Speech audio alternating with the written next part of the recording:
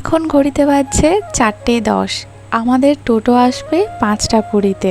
প্রায় 1 ঘন্টার মধ্যে আমাকে সমস্ত কিছু কাজ কমপ্লিট করে নিতে হবে। নমস্কার, আমি সুমনা। আমার নতুন একটি ভিডিওতে তোমাদের সবাইকে স্বাগত জানাই। কেমন আছো তোমরা সবাই? আশা করি তোমরা সবাই খুব ভালো আছো। এখন কিন্তু বিকালবেলা। আজকের ভিডিওটা এই ভিডিওটা আমি এখন থেকেই শুরু করছি। সকাল থেকে প্রায় 3টে পর্যন্ত কি করেছি না করেছি তার ভিডিও একটা অলরেডি তোমরা দেখে নিয়েছো। 1 ঘন্টা মতো রেস্ট নিয়েছিলাম, তারপর আবার কাজ শুরু করে দিয়েছি। কারণ বাড়ি ঘর দুয়ারের অবস্থা খুবই খারাপ রয়েছে।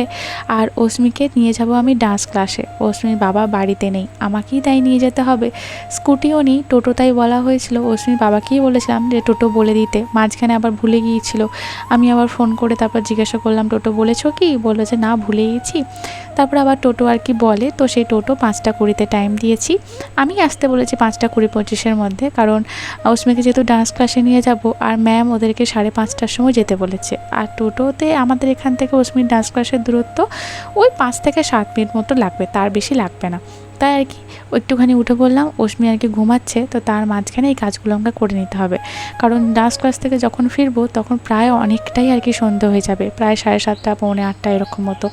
তখন এসে এই সমস্ত কাজগুলো করা অসম্ভব ব্যাপার। আমি 1 ঘন্টা মতো শুয়েছিলাম, কারণ আমি আর পারছিলাম না। 1 ঘন্টা মতো শুয়ে একটু রেস্ট নিয়ে তোমাদের কমেন্টের কিছু কিছু রিপ্লাই করে আবার কাজ শুরু করেছি। দেখো, কথা বলতে বলতেই আমার পুরো ঘরটা ঝাড় দিয়ে একদম পরিষ্কার করা হয়ে গেল। এত বালি যে যখন ডান্স ক্লাস থেকে ফিরবো আর এই বালি বালি ঘর লাগবে, খুব খারাপ লাগে, একদম ভালো লাগে না। ছাদে দেখো জামা কাপড়গুলো সব এদিক ওদিক ছড়িয়ে ছিটিয়ে গেছে। আমি আমার সমস্ত আমার মনের মতো করে তৈরি করতে চাই। হ্যাঁ, বড় হয়ে নিচে নিয়ে যাব। ডাক্তার, ইঞ্জিনিয়ার, বড় বড় হাই র্যাঙ্কের পোস্টে একটা মজার ব্যাপার হয়েছে। সে কি করবে না করবে সেগুলো ভবিষ্যৎ বলবে। প্রচুর কিছু বাসনপত্র রয়েছে, রান্না বান্নার বাসনপত্র, চাকরি না পেলেও বা কোনো কিছু বাসনপত্র আমি সব সময় ধোয়া হয়নি যে আমার রেখেই দিয়েছিলাম। ভাবলাম অস্মিকে ঘুম পাড়িয়ে আর কি ধরবো, অন্য মানুষকে অস্মিকে ঘুম পাড়িয়ে আমারই এত ক্লান্ত লাগছিল যে আমি আর উঠতে পারিনি। তাই ভাবলাম যদি কিছু শোনে একটু রেস্ট নিই, তারপর উঠে আর কি করবো। সেটা আমাকেই করতে হবে, তাই 1 ঘন্টা আগে করি কি 1 ঘন্টা পরে করি। তবে যে মজার ব্যাপারটা হয়েছে সেটা হলো, আমি ভেবেছিলাম যে অস্মি ঘুম থেকে ওঠার আগে আমি আর কি সব কাজগুলো করে নিতে পারবো। কিন্তু জাস্ট কয়েকটা বাসন আমার ধোয়া হয়েছে, সেই সময়তেই দেখি আমার মেয়ে উঠে পড়েছে। উঠে পড়ি, সবার প্রথম একটা কথা, মা ডান্স ক্লাসে যেতে হবে, লেট হয়ে গেছে। তারপরই কান্না।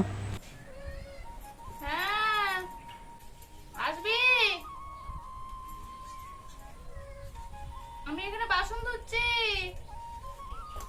তুই আসবি? তাহলে শুয়ে থাক, আমি যাচ্ছি, বাসনগুলো ধুয়ে যাচ্ছি। ও আমার কাছে আসবে না, আমাকে ওর কাছে যেতে হবে। তাই এখান থেকেই যতটুকু কথা বলে ম্যানেজ করার চেষ্টা করছিলাম যে সব কটা বাসনপত্র ধুয়ে নিই, তারপরই ওর কাছে যাব। কিন্তু কি বলতো, একদমই সেটা আমি করতে পারলাম না। বাসনগুলো জাস্ট কিছু ধোয়া করেই আমাকে আগে ওর কাছে দৌড়াতে হলো।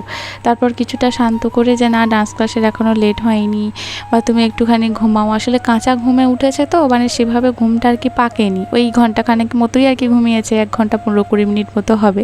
তারপর বললাম তুমি ঘুমিয়ে যাও, কিন্তু একবার যেহেতু ঘুম থেকে উঠে পড়েছে এবং মা পাশে নেই, তাই আর কি ও ঘুমায়নি, তাও আর কি ও আর কি উঠে পড়েছে। আচ্ছা জানো তো, আমি না তোমাদেরকে একটা কথা বলি। আগের দিনে একজন আমাকে বলেছিল অস্মি কি ডান্স ক্লাস আর যায় না?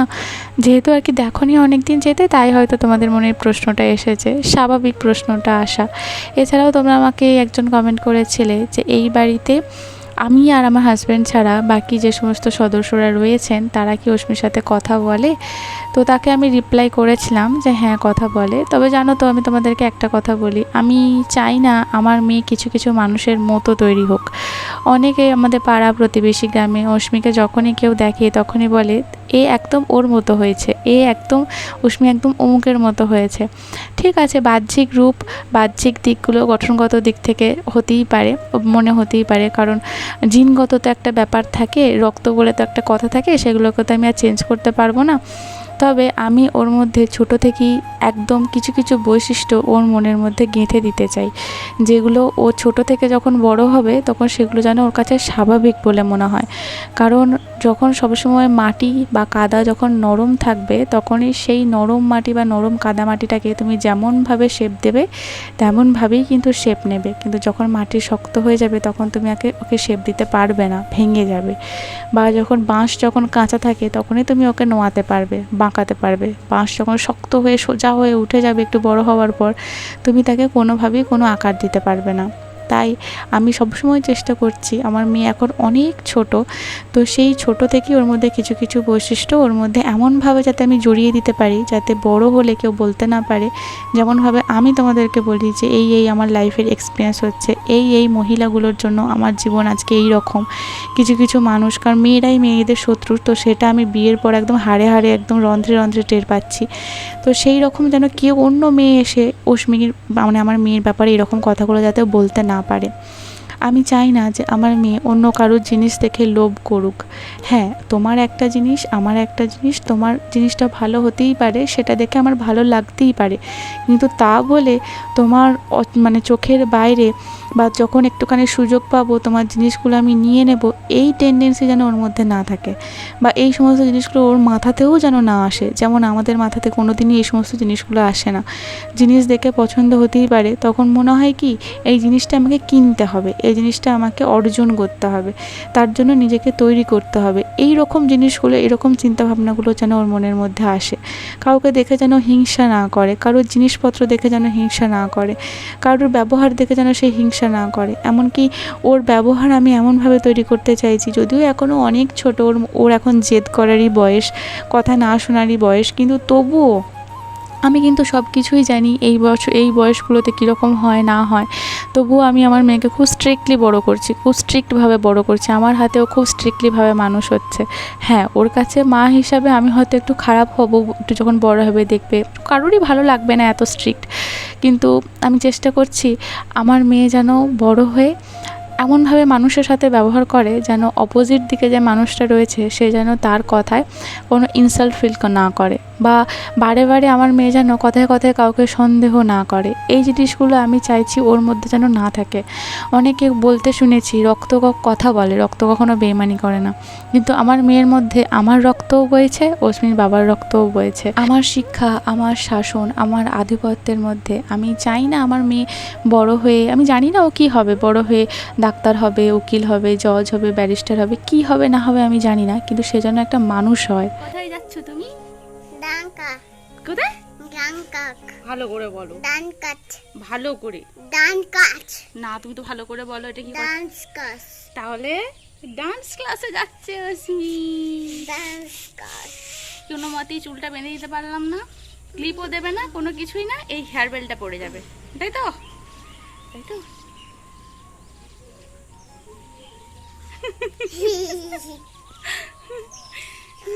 না দেরি হয়ে গেছে কিসে যাবে তুমি?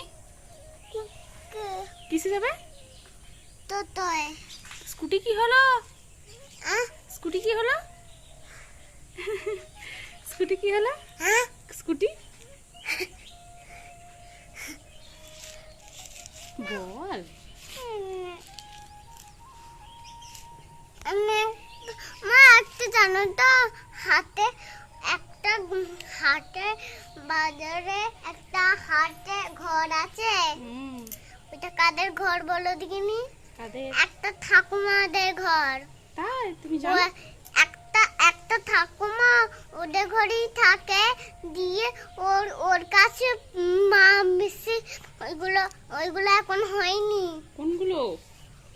ওর মা, তারপর বাবা, ঠাকুমা, এগুলো এখনো হয়নি। ওর মা বাবা ঠাকুমা এখনো হয়নি? ও আচ্ছা। ওর দাদু। তোমার আছে মা বাবা? তোমার সবাই আছে? এই তো তোমার কে কে আছে বলো? তুমি। আমি কে হই?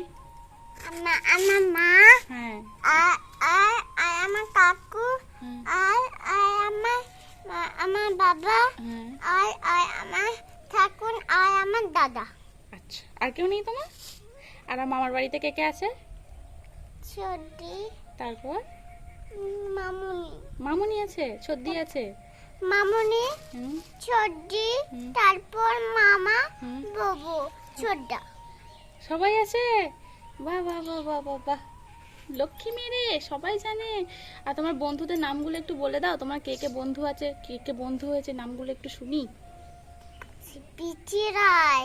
প্রীতি রায়, তারপর ওটা তো মামার বাড়ির বন্ধু। স্কুলের বন্ধুর নামগুলো শুনি, তোমার স্কুলে কটা বন্ধু হয়েছে, কে কে আছে, কে একটু শুনি নামগুলো। না, আগে আগে মামা বাড়িতে বন্ধু। আচ্ছা তাই বলো, মামার বাড়ির বন্ধুগুলো বলো। প্রীতি রায়, হ্যাঁ তারপর ভাই, হ্যাঁ তারপরে দিদি ভাই। দিদি ভাই সবাই আছে তো। দিদি দিদি ভাই, হ্যাঁ তারপর দিদি ভাই পরে সৈমাদা। ওইখানে আরেকটা দিদি ভাই আছে, হ্যাঁ সৈমাদের ওখানে আরেকটা দিদি ভাই আছে, ঠিক। ওর কি নাম বলে দিনে? ওর নাম ভুলে গেছি আমিও। কষ্টিসটা না, আচ্ছা ওটা মামার বাড়ির বন্ধু হয়ে গেছে। এবার স্কুলের বন্ধুগুলো শুনি একটু। স্কুলের বন্ধুগুলোর নাম। একটা দিদি, ওই তো আরেকটা দিদি ভাইও। আচ্ছা টোটো চলে আসবে আর নামগুলো শুনতে পারবো না, জানো তো, টোটো আসার সময় হয়ে গেছে। তুমি একটু স্কুলের, আরেকটা দিদি ভাই। হ্যাঁ স্কুলের বান্ধবীর নামগুলো বলে দাও, স্কুলেতে যে বন্ধুগুলো হয়েছে। গীতিকা, তারপর অঙ্কিতা, তারপর তারপরে আমি, তারপর আমি, হুম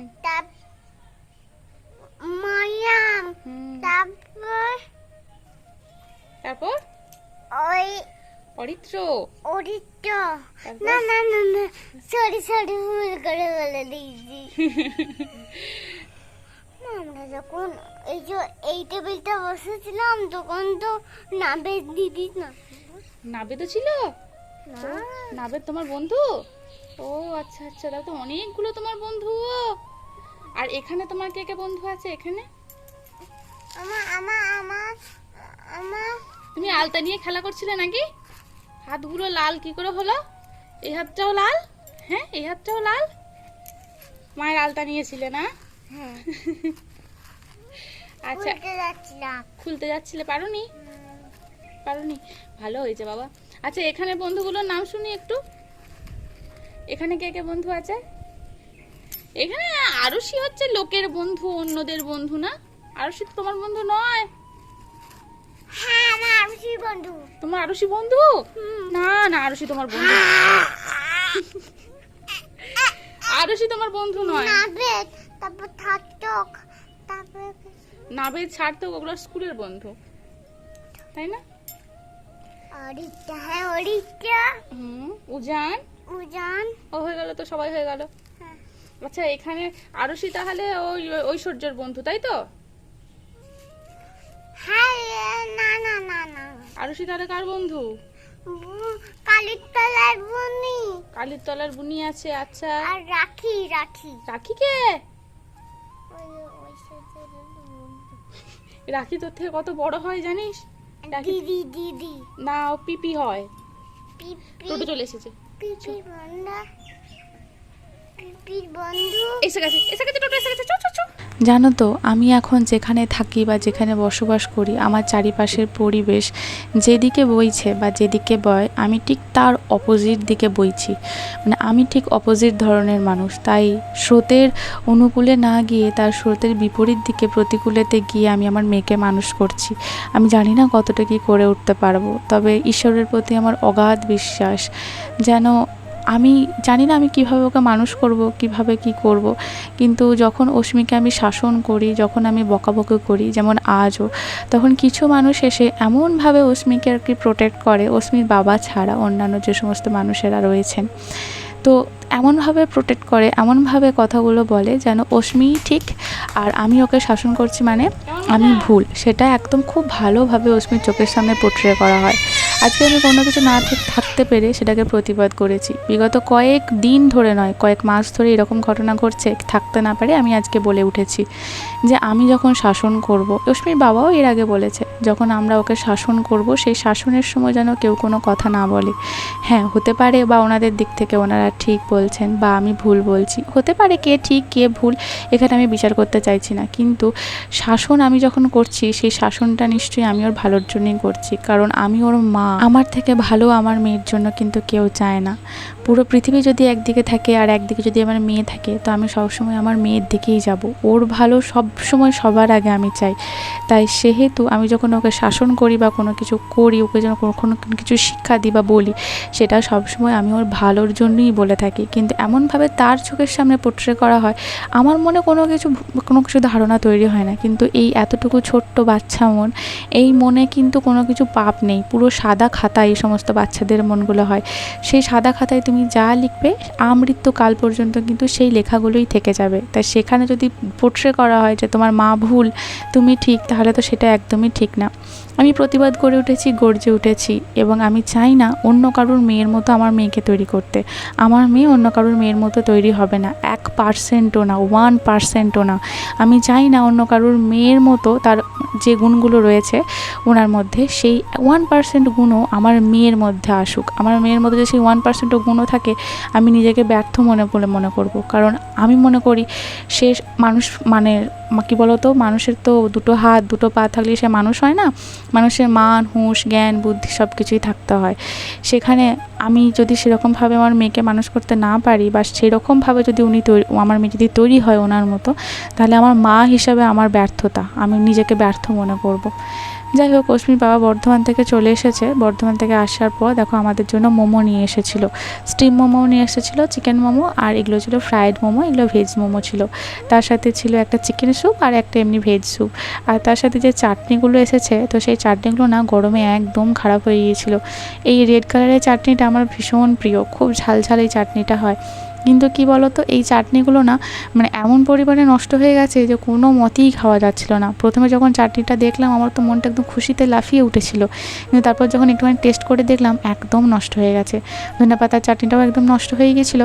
শুধুমাত্র এই যে আর একটা যে চাটনি রয়েছে, তোমরা আই থিঙ্ক এটা মেয়োনিজ না হলে বাদামের চাটনি কিছু একটা হবে, ওইটা খুব সুন্দর ছিল, আমরা ওটা দিয়েই খেয়েছিলাম। আমার ভিডিও যদি তোমরা কেউ বয়স্ক কেউ মানুষজন দেখে থাকো, বা হয়তো কোনো মানে পুরুষ মানুষ কোনো ছেলে দেখে থাকো, বা কোনো বাবা দেখে থাকো, তাহলে একটা কথাই তোমাদেরকে আমি করজোরে রিকোয়েস্ট করব, একটা কোনো বাচ্চার বিষয়ে যদি কোনো সিদ্ধান্ত নিতে চাও, বা বাচ্চার বিষয়ে কোনো কিছু মন্তব্য করতে চাও, সেটা মাকে ছাড়িয়ে নয়। মা যেটা বলবে সেটাই করা উচিত। কারণ একটা বাচ্চাকে তার মায়ের থেকে ভালো কেউ বোঝে না। তার শ্বাস প্রশ্বাস, তার রন্ধ্রে গন্ধ, সমস্ত কিছু। আমার মেয়ের যদি মানে কোনো কথা বলতে যদি আমার মুখের দিকে তাকায়, ওর চোখের চাউনি দেখে আমি বুঝতে পেরে যাই ও আমাকে সত্যি কথা বলছে না মিথ্যা কথা বলছে, বা ওর নেক্সট মুভ কী হতে চলেছে, বা ওর মনের মধ্যে কী চলছে না চলছে, সেই সমস্ত কিছু আমি ওর চোখ মুখ দেখে বুঝতে পারি। আবার ওর শ্বাস প্রশ্বাস যদি একটু বেশি হয়, একটু যদি কম হয়, সেটাও আমি ফিল করতে পারি যে ওর শরীরটা ভালো আছে না খারাপ আছে। এই জিনিসগুলো মা ছাড়া অন্য কোনো ব্যক্তির পৃথিবীতে বোঝা অসম্ভব। তাই সেহেতু একটা বাচ্চাকে তার মায়ের থেকে কিন্তু ভালো কেউ বোঝে না। তো এই জিনিসগুলো আমার মনে হয় প্রত্যেকটা সংসারের, প্রত্যেকটা পরিবারের মানুষকে মাথায় রাখা উচিত। যাই হোক, চলো আজকের ভিডিওটা আমি এখানেতেই শেষ করব। আজকে মনটা আমার একটু খারাপই হয়ে গেছিলো, কিন্তু কিছু করার নেই। কিছু সময় আর কি নিজের ওপিনিয়ন বা নিজের স্ট্যান্ডটাকে রাখার জন্য প্রতিবাদ করতে হয়, না হলে আমি আমার মেয়েটাকে মানুষ করতে পারবো না। কিন্তু জানো তো, আবার আমার মেয়ের যখন কোনো দায়িত্ব কর্তব্য পালন করার থাকে, বা নিয়ম কানুন কিছু পালন করার থাকে, তখন কিন্তু ওই মানুষগুলোকে খুঁজে পাওয়া যায় না মানে দূর দূরান্ত পর্যন্ত তাদের টিকিটাও দেখা যায় না। কিন্তু এই সমস্ত ভুল ভ্রান্তিগুলো আমার মেয়ের মনে ক্রিয়েট করার জন্য সবার আগে তাদের আর কি মানে আধিপত্য থাকে আর কি, তাদের সবার আগে ক্রেডিট থাকে। যাই হোক, আজ তবে আসি, আবার দেখা হচ্ছে তোমাদের সাথে খুব তাড়াতাড়ি। ততক্ষণ তোমরা খুব ভালো থেকো, সুস্থ থেকো, নিজেদের খেয়াল রেখো, আর মাঝে মাঝে প্রতিবাদ করো।